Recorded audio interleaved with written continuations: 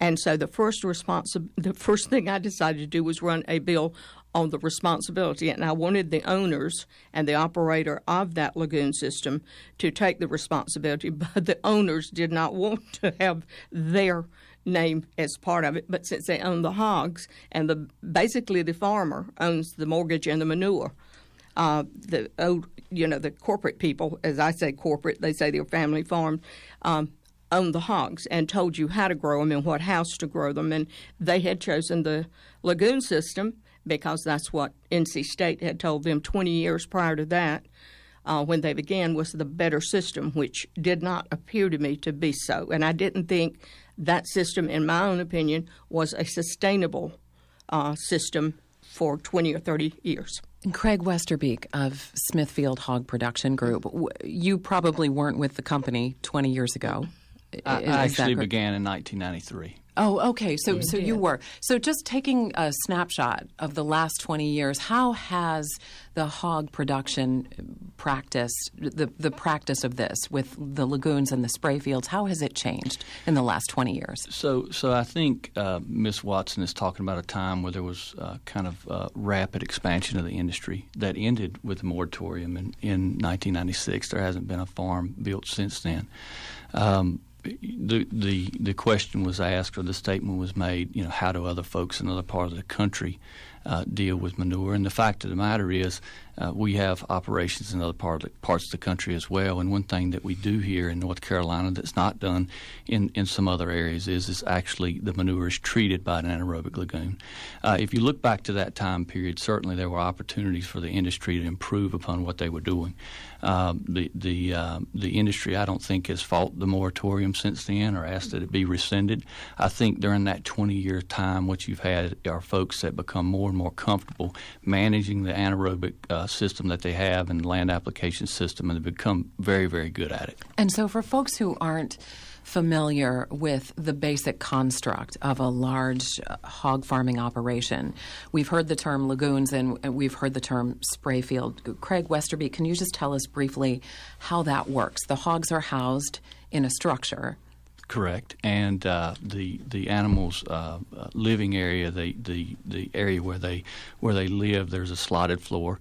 Their manure falls through that floor, and then it is flushed to anaerobic lagoon that is designed by criteria that were established by NC State and other folks with expertise to digest that waste. And the lagoons are sized based on the number of animals that are going to be housed at that facility, or they were at that time, and still are today. And then also it provides for storage of that manure, that treated manure, after anaerobic digestion for up to 6 months. And what does anaerobic digestion mean?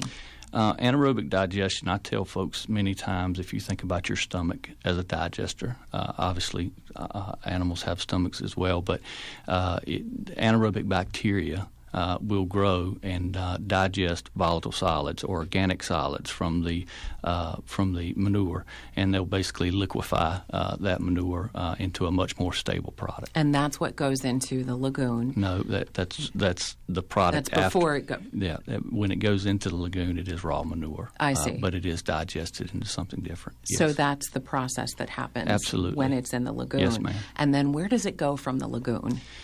Farmers have to analyze that manure after it's digested, and it's land applied onto crops that are being grown on that farmer's facility. So the amount of crops, the type of crops is prescribed in a nutrient management plan and their permit, and they have to analyze that treated manure on a very regular basis, up to 6 times per year. They utilize that to determine how much nitrogen, phosphorus, and potassium that they are applying to those crops, and it is a function of the permit that they can't apply any more of those materials than that crop and that soil type and so forth can absorb, take up, and make into other products like grass and grain, corn, soybeans, wheat, those sort of things. And we're actually about to go to break in just a minute. So when we come back, we'll be joined by a couple of researchers who study this industry and look at best practices and also raise concerns about the impacts of the lagoons and the spray fields on nearby bodies of water. You're listening to Coastline on 91.3 FM, talking about the hog farming business in North Carolina with Cindy Watson, former state legislator, and Craig Westerbeek of Smithfield Hog Production Group.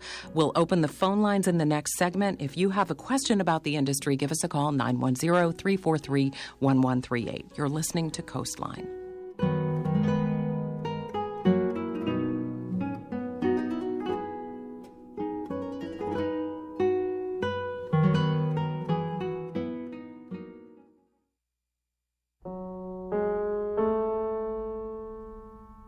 Good afternoon. It's 12:19, and you're listening to Coastline on your public radio station, HQR News 91.3 FM. Support for WHQR comes from our members and the Davis community in Porter's Neck, a not-for-profit campus offering inpatient rehabilitation and one-to-one therapy treatments. More at thedaviscommunity.org. And from Wilmington Plumbing, a full-service residential plumbing company since 2004. More at wilmingtonplumbingcompany.com. And from the Bellamy Mansion Museum, hosting the 4th Annual Wilmington Wine and Food Festival this Thursday through Sunday, May 5th through 9th. More at wilmingtonwineandfood.com. I'm Rachel Lewis-Hilburn, News Director at WHQR. Did you know that our Coastline talk shows are available as podcasts? You can find them through iTunes. We want to make WHQR available to you wherever or however you want to listen. Fans of technology and WHQR, together we're empowering our future.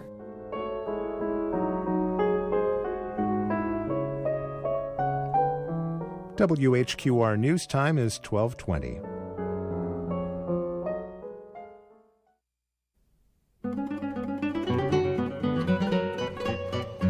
You're listening to Coastline. I'm your host, Rachel Lewis-Hilburn. It's part 2 of our series taking a closer look at the hog industry, which contributes $11 billion to North Carolina's economy and is also a lightning rod for controversy over the effect some studies show it has on air and water quality.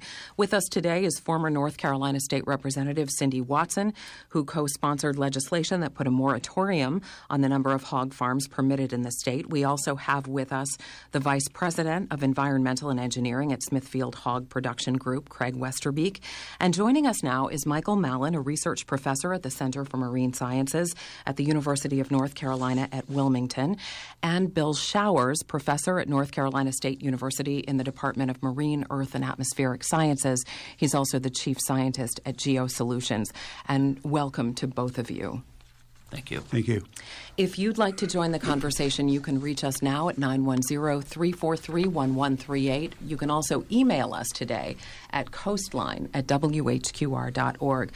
Mike Mallon, you have said that swine waste and poultry waste, as a matter of fact, should be treated and regulated the same way that human waste is treated before leaving a facility. Why do you say these waste streams are similar, and what impact do you think that swine waste is having on neighboring bodies of water? How I got into this particular line of research started back in the 90s when we had several spectacular lagoon failures, and these were both swine and also a poultry egg-laying facility there as well, caused deaths of numerous fish, polluted many, many miles of stream, and so on, with high levels of nutrients, nitrogen and phosphorus, and especially fecal bacteria. So we published those results in a number of technical journals. And in more recent years, we've been doing more intense studies on individual watersheds so we can see what's happening day to day in terms of pollutant releases into the environment. And in a nutshell, what we find is that in areas like the Northeast Cape Fear River Basin, especially Duplin County, the soils there are typically very porous, and meaning that the water, rainwater and spray water, trickles down rapidly. And also the water table is high. So when you have a combination of high water table, porous soils, when you add a pollutant in a liquid form, it's going to very rapidly reach the water table and go on and move into the nearest stream. And that's exactly what we have found is occurring in Duplin County. I noticed that in some of your earlier papers that you published, the papers in the 90s, you start out with some pretty catastrophic rain events, large rain events like big storms and hurricanes. Are you saying that this happens not during large rain events, but just as a matter of course in a normal season of weather? That's correct. Like I said earlier, the lagoon failures earlier on were generally connected with very, very heavy periods of rainfall and so on, and as well as hurricanes as well. But when you sample on a day-to-day basis, we did sampling in 2013, in fact, and we found excessive levels of ammonia, of nitrate, and fecal coliform bacteria in the streams that are adjoining these the swine spray fields. Craig Westerbeek, this is something that you take issue with. You say that there's analysis done of the soil and how much the crops can actually absorb, and that farmers are not allowed to spray more than what would be absorbed by the crops. So when you think about the research that Mike Mallon has done, how do you respond to that? Well, all of agriculture relies on nutrient applications to promote crop growth. And so if you take issues with the soils in Duplin County with regards to their porosity or high water table, they're fertilized by commercial fertilizer the same way they're fertilized by swine manure effluent, as we've discussed. The difference is that a swine farm is regulated with regards to the amount of nitrogen, phosphorus, potassium they can apply, and it's very regulated dependent upon the crop being grown and the yield being grown. It's called the rate at which is applied is called an agronomic rate. So when you look at watersheds in Duplin County, I don't want people to get the impression that they're dominated by swine manure application field. That's not the case. There's more land that's commercial fertilizer is applied to, or poultry manure, or other things. So from that standpoint, I feel very comfortable with our system and the way we manage nutrients on our farm at agronomic rates to our crops. And there was a United States Geological Survey study that was published last year, actually, and Mike Mallon and Bill Showers of NC State, you're both familiar with this study, I understand. And this actually showed that there was an impact on neighboring streams and estuaries by these concentrated animal feeding operations. Am I concluding properly from that study, Mike Mallon? It's not either of our study. And, right. And the author of the study is not here. Stephen Harden, yes. So we can't really speak to it without his presence, I wouldn't think. Bill Showers, you actually published a criticism of that study. And I should note that you were hired by the Port Council to do that, but you took issue with some of the methodologies in that study. Is that correct? Well, Steve Harden is actually one of our students from NC State, and I do want to say that the USGS is a first-rate institution. If they sample a stream and say the pH is 8.1, you can bet your bottom dollar the pH is 8.1. They're some of the best hydrologists in the country, and they have a stellar reputation. Steve's study, I think, suffered from lack of funding. He wasn't able to do everything that he wanted to do. For example, sampling. They sampled bi-monthly, and it's kind of like looking at a movie that runs for a year, and instead of 8 frames per second, it's 1 frame for every 15 minutes. And so he had 6 or 8 of those frames. When you undersample like that, you can come up with biases. We spoke to him actually before this program, and he said that this was one of the wider-ranging studies, at least from a geographic standpoint, which isn't chronological, obviously. But he said there was more data in this study than there had been in previous studies of its kind. That's true. They went for spatial coverage of the entire state instead of focusing on a smaller number of watersheds and doing more intensive sampling. The problem that I had with, and so I think the data that they produced is first class. When we looked at the data, what we did was we got the poultry and swine population numbers from the state veterinary office, which they did not have. And when we plotted that data against the watershed data, there was no correlation between number of animals and water quality parameters that they measured, specifically nitrogen, organic nitrogen, and ammonia. And so that kind of puzzled us. We have been looking at buffers in my research program, and when we looked at the USGS study watersheds and did the spatial analysis, what we did find was that their data actually better correlated with the quality and type of buffers than it did to the animal numbers. Now, what you have to realize is that swine CAFOs make up a small percentage of the entire land area in these watersheds. In fact, cultivated land in the USGS watersheds varied from about 6 to 58%. The swine CAFOs make up about 10 to 15% of that. The poultry CAFOs make up maybe 10 to 15% of the cultivated land, which is a small component of the entire watershed. So I kind of look at things a little differently. I look at things from the river point of view. I'm not an agronomist. I'm an isotope hydrologist.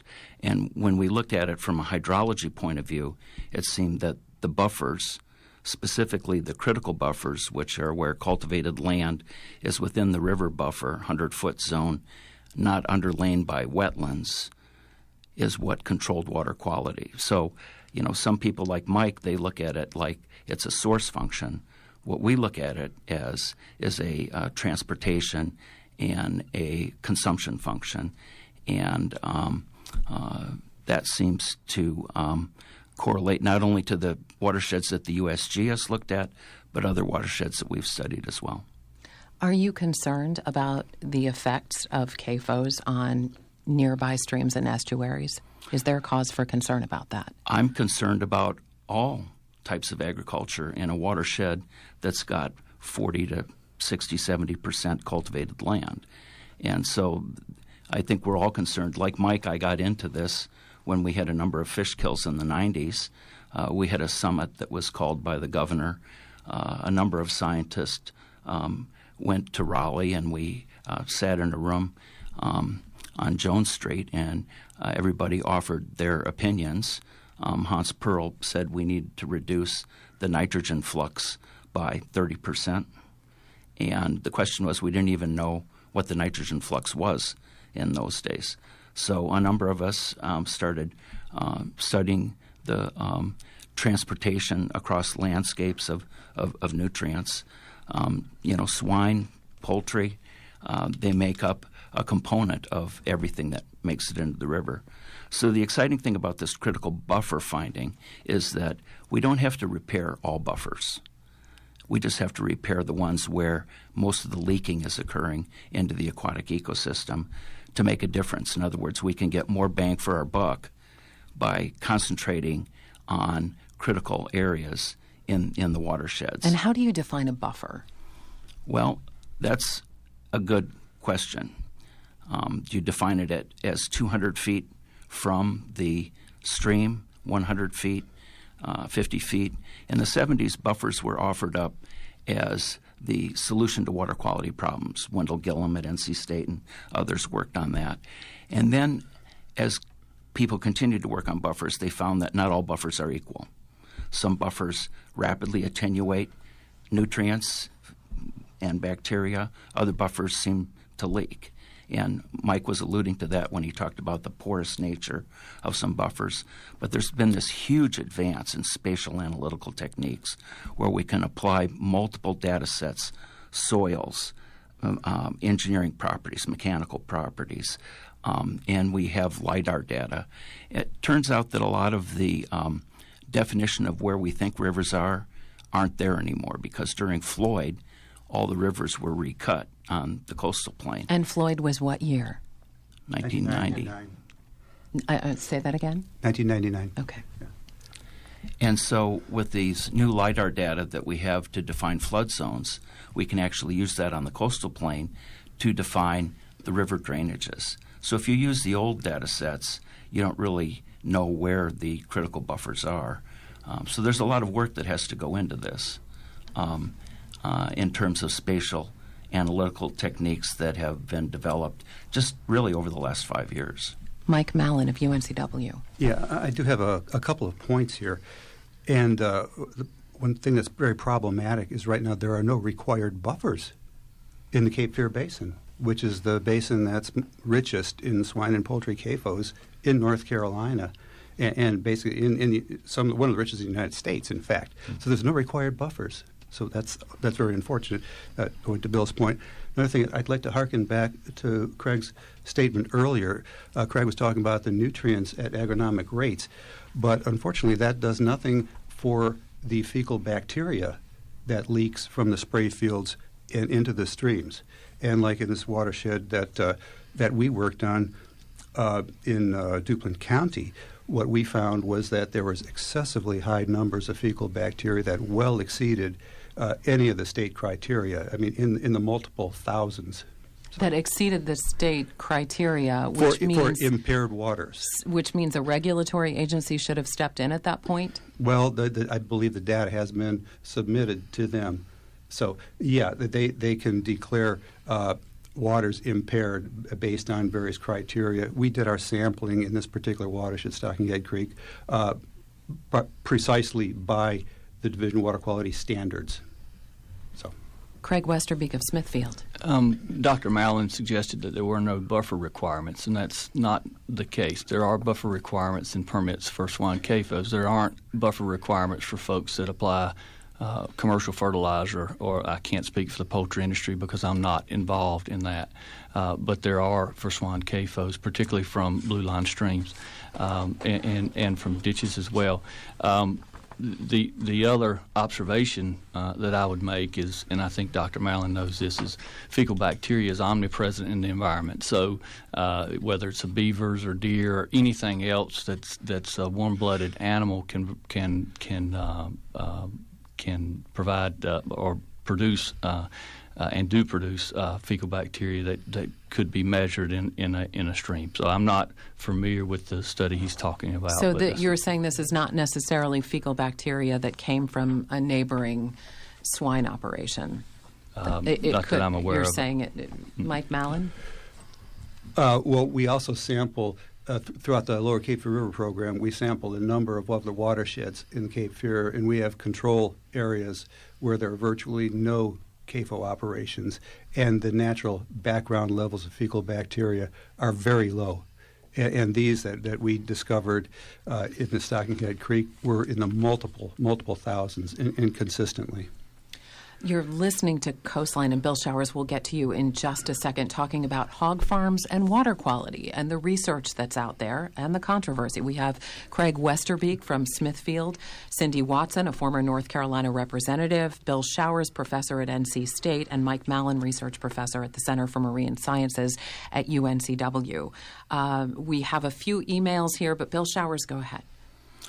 Well, I just wanted to mention that we have been looking at fecal coliforms as well as a suite of nutrients and ions, and they also seem to respond the same way that nutrients do to hydric soils. In other words, where you have wetlands, you will greatly reduce the order of magnitude the fecal coliform bacteria.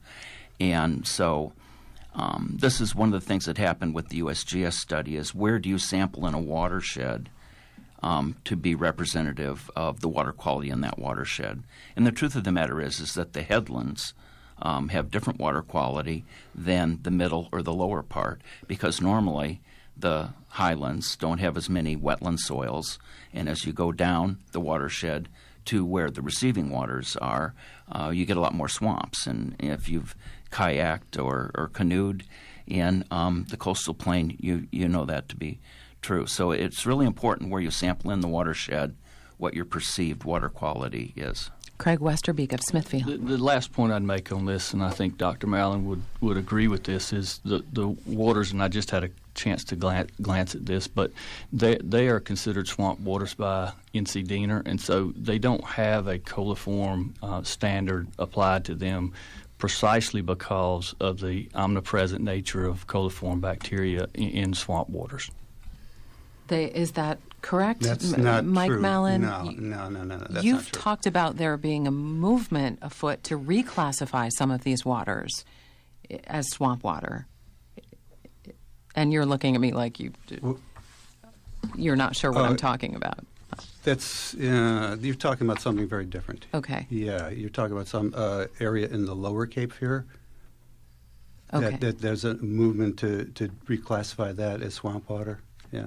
That has something entirely different. That has Okay. something to do with dissolved oxygen. Okay. Doesn't have anything to do with fecal bacteria. Yeah. Okay. Yeah. You're listening to Coastline. We're about to go to break. We have an email from Steve who writes, for the representative from Smithfield, what are the most common permit violations on the farms you manage, and what are the most serious permit violations that you've seen on the farms you manage? Well, obviously, the most serious violation would be a discharge, which is required by permit to be reported to the state, and they are. And so there's a record of those if folks want to go look at how many, but there's generally a very small number of them per year. The most common violation would occur based on a record-keeping violation. So farmers are required to track precisely the amount of nitrogen and nutrients they apply to their fields, and that's a very complex process, and you know they'll have a large notebook full of records they've generated. So if there happens to be some sort of error in calculation or something along those lines, that would be the most common violation that I see. You're listening to Coastline on 91.3 FM, talking about water quality and whether and how concentrated animal feeding operations impact water quality. There's one segment left for you to ask our panel of experts a question, 910-343-1138.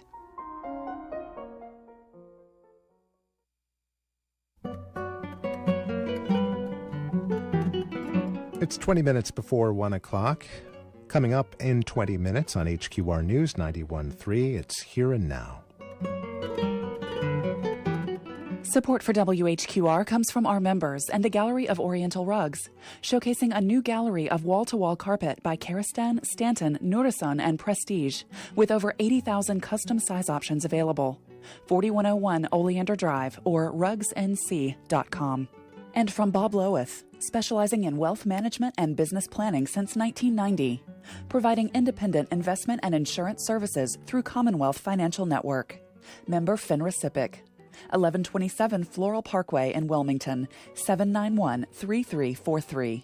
And from the Cape Fear Chordsman, presenting 60 years of music and memories, featuring the Let's Sing Quartet, Saturday, May 14th at 2 and 7 p.m. at the Scottish Rite Temple. More at capefearchordsman.com. This Monday evening at Prologue, Ben Steelman of the Star News speaks with award-winning writer and professor Mei Lee Chai, author of 8 books, including a nonfiction book about the culture and history of China. It's at WHQR's MC Ernie Gallery this Monday evening at 7. You can find out more at WHQR.org.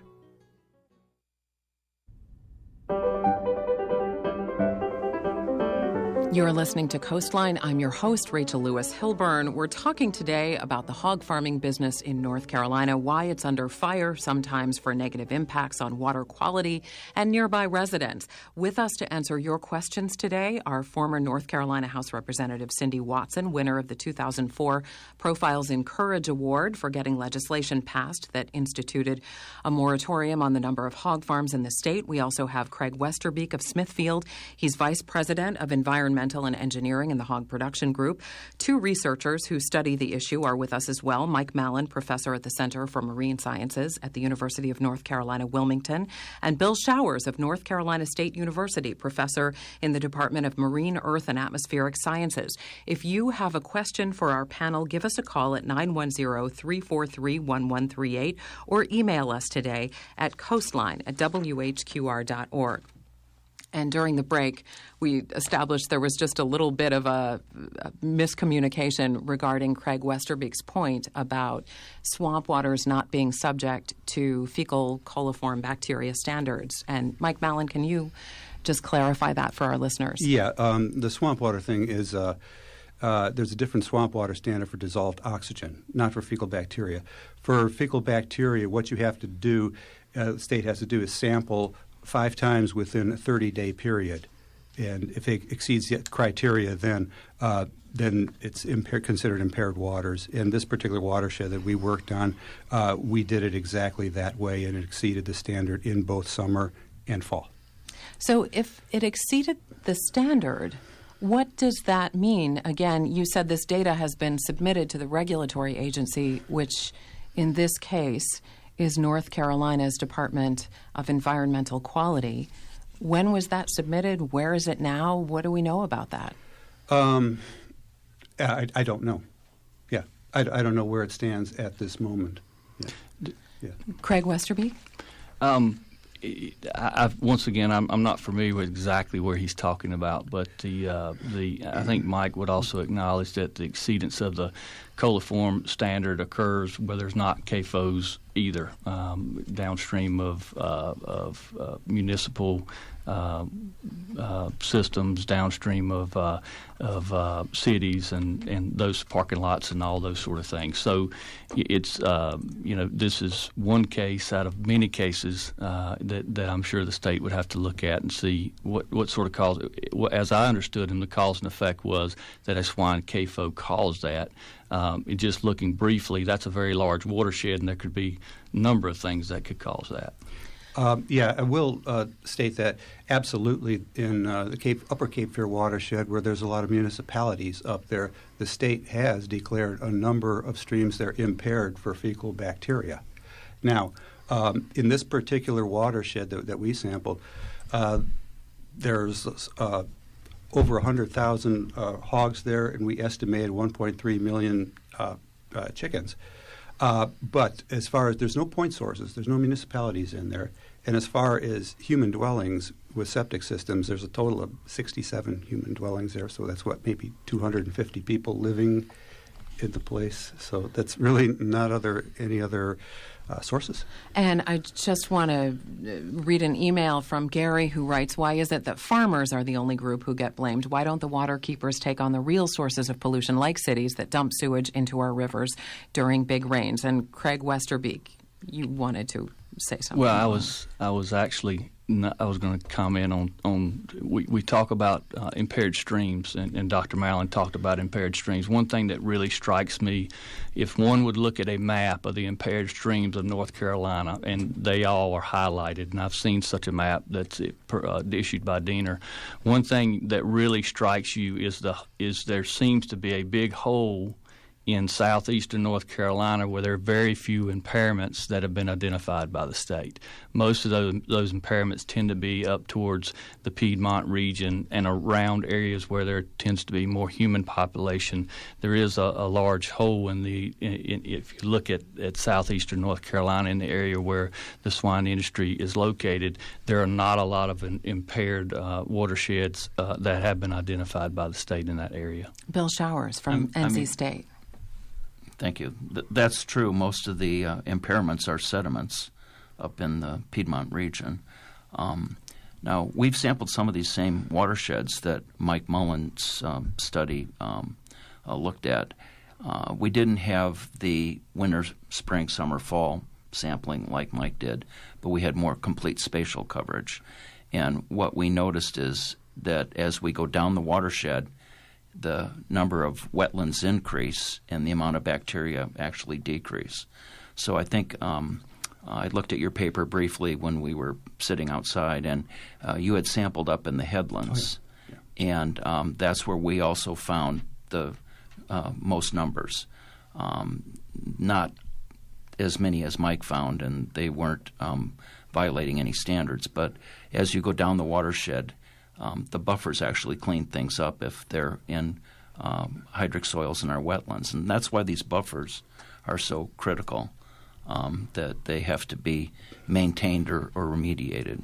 We have a question from Robert who writes, are all the chemicals that are ingested by the hogs absorbed by the plants, or do they leach into the groundwater?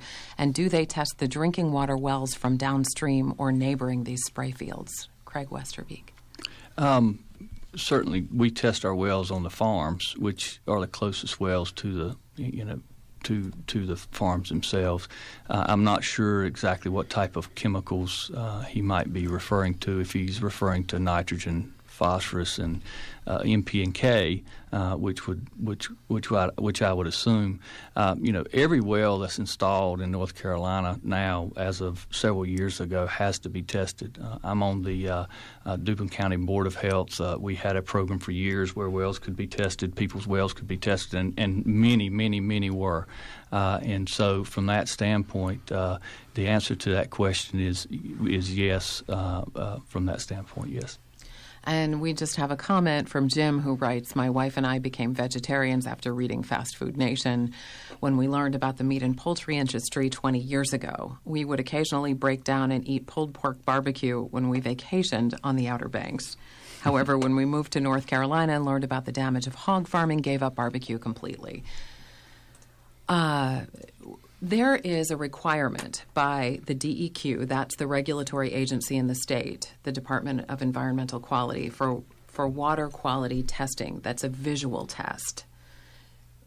Bill Showers, can you explain that visual test and how that works and why that's, or Craig Westerbeek? I know DEQ rates streams in terms of meeting their intended purpose. So there are various standards depending upon the intended purpose of a stream, lake, or water body, if it's drinkable or swimmable or recreation uses. And it's more than just a visual criteria. They look at the water chemistry as well as the animals that live in the stream, the ecology of the stream.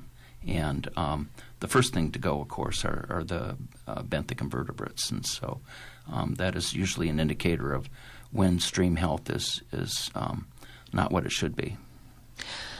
What kinds of innovative technologies are coming down the pike that could potentially lessen the impact of CAFOs on nearby streams and estuaries? Bill Showers, you also are the chief scientist at a company called GeoSolutions that looks at issues like this. Are there things in the works that are experimental or promising? That's an excellent question, and the answer is yes. We have these new optical technologies that allow us to take samples out in the field every second, every 5 minutes, every 15 minutes. I think one of the problems that we have in assessing water quality is an undersampling bias, and I think Mike would agree. There's never enough money for scientists to go out and get enough data, both spatially and temporally, to solve the problems. And so we've always been frustrated with that. But now with these new optical technologies, we may be able to get the amount of data that will not lead to these types of undersampling biases. So is it really just missing data? What happens in a circumstance when there's been a lot of rain and for that reason a farmer can't put as much, he can't spray as much waste on the crops because the ground is saturated and the lagoon is getting full? What does he do, Craig Westerbeek? I mean, that's a very good question. And I think if you look back in the early to mid-'90s, the answer was probably not something that we were very proud of maybe. But I can tell you that we just came through a chronic rainfall period. I think a 6-month period that I have heard was the wettest 6-month period, maybe second wettest on record. And so when you look at the performance of these systems during that time period, I talked about there being storage built into this system, into the lagoon system, and it's a lot of storage. It's 6 months of storage, and you can get into situations where you have a lot of rain, and it becomes a challenging situation to the farmer. But I'm very pleased with the way pork producers handled that situation. They were able to hold their manure until we had drying times, and we have been very fortunate and blessed by God to have those in March and now through April, so farmers could make those applications of nutrients and plant their crops. And so the fact of the matter is they hold that manure because they have the storage. The fact of the matter, though, is if you look at a lot of other waste treatment facilities, they don't have that type of storage. And so they can be immediately inundated with a brief heavy rain of several inches. Our system is built to withstand those sort of rainfall events. And what does the future look like for Smithfield in terms of practices? Because the fact is there's a moratorium on the number of these kinds of operations that can exist in the state. Yes. And there is a recognition that these kinds of operations can create problems for waterways and air pollution.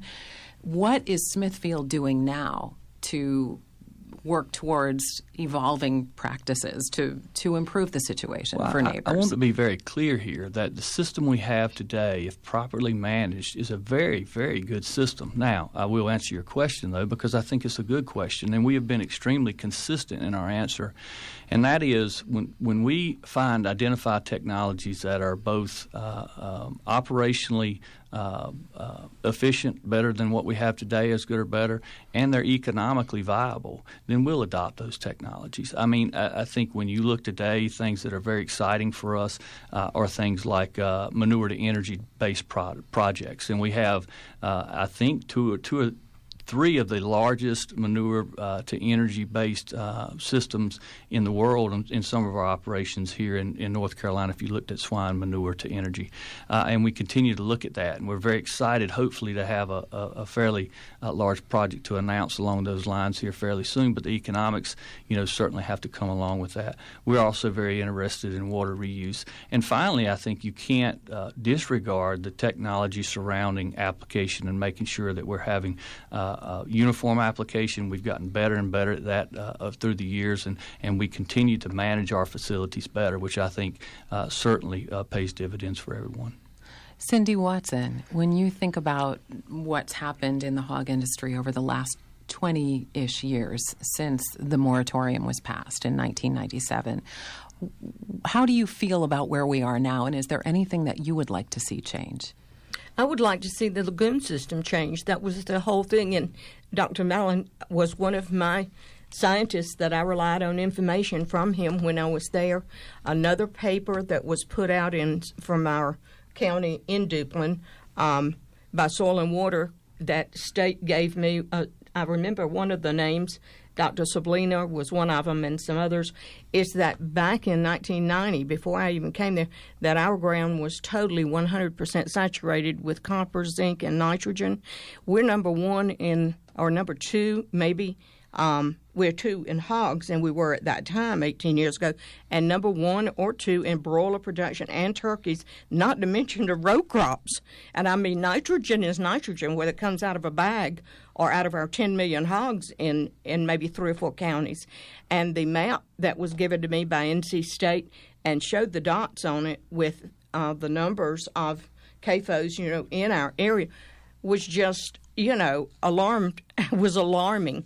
But the science was there, and the scientists were giving us information, even the water. There was someone in East Carolina that was working on our water aquifer, because of the amount of usage and it being down. These were the things that I initiated some of that shape, because I thought, first of all, we've got to find somebody responsible for this lagoon that they keep calling my office 12 and 15 times a day and night. And every time I'd get the call, I'd call back to the companies. And, of course, the attitude of the corporations or the companies back then toward me was that I was against them, and I wasn't against anybody. I think we ought to be growing more hogs if you need to do that, but not with this system. Not with the lagoon system. That's why I brought the moratorium, so that the Department of Ag, and that was the part of the other bill, would come up within a year or so, and we would even get money from the state or feds to change it. Just a minute or so left. Bill Showers. Well, I just wanted to mention that North Carolina actually is a very good place for agriculture and CAFOs. If you look at the Midwest, I have colleagues at the University of Iowa and Purdue. They're jealous of the water quality we have in our streams. And the reason that we have good water quality is because of our prevalence of wetlands and our river buffers. And they don't have that in the Midwest. Some of their streams are running 8, 10, 12 milligrams per liter nitrate, and there's not a lot they can do about that. In North Carolina, if we manage things right, we can preserve our water quality and our environmental quality, as well as increase our agricultural production. And I think that's the key here, is that we have this opportunity in North Carolina to do it right. That's this edition of Coastline. I'd like to thank Cindy Watson, Craig Westerbeek, Mike Mallon, and Bill Showers for joining us today. And remember, you can now hear Coastline twice a week on Wednesdays and Thursdays at 12:06 here on HQR News 91.3 FM.